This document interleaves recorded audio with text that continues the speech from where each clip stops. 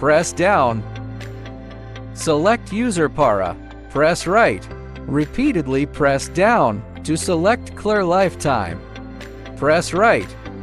Continue pressing right, then enter the password. Once completed, press SET, select oil filter and set the time to 0 hour. Press SET to confirm. Press down, select OA filter and set the time to 0 hour. Press SET to confirm. Press down, select air filter and set the time to 0 hour. Press SET to confirm.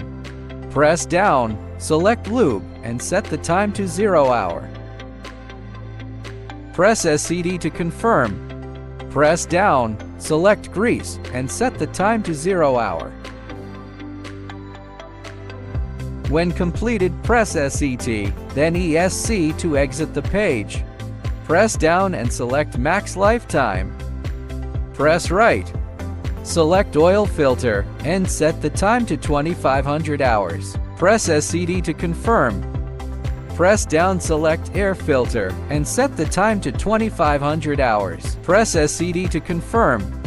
Press down, select lube and set the time to 2500 hours. Note: shorten maintenance intervals in poor conditions. Press SET to confirm.